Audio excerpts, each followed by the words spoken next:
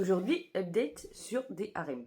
J'ai pas relu mes notes, donc il y aura vraiment que ce dont je me souviens. Réécriture de Peter Pan, la protagoniste sait que Peter Pan doit venir la kidnapper.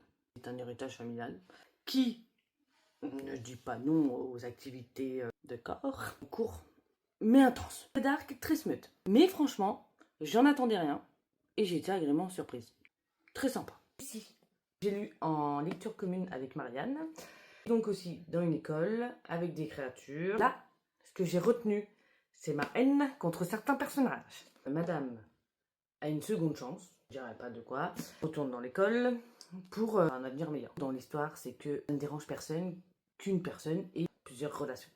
Face d'elle, il y a un groupe d'hommes qui sont ses amis d'enfance et qui étaient serviables et aimables avec elle.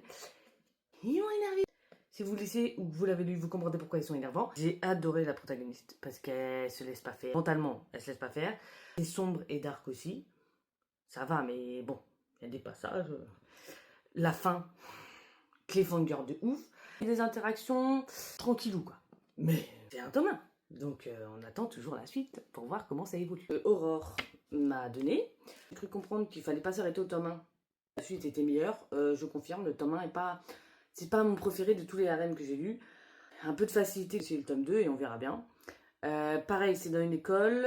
Là aussi, c'est même dans l'univers qu'une personne centrale et plusieurs relations. Pas forcément carnal, mais elle le fuit. Pourquoi du comment, on ne sait pas. Bref, elle le fuit et c'est la touche d'originalité. Maintenant, à voir comment ça évolue. Sachant que la fin n'a pas marqué plus que ça. Mais j'ai le tome 2. Vu que j'en entends beaucoup de bien de la suite, je lirai le tome 2. Voilà. Le seul qui n'est pas fantastique se passe dans notre monde, à notre époque, une université, avec un groupe secret, de la dark, très très dark. Une nouvelle élève va être repérée. Et des interactions vont commencer à... Le groupe secret a une place très importante. Les protagonistes masculins sont les plus populaires, les plus mystérieux.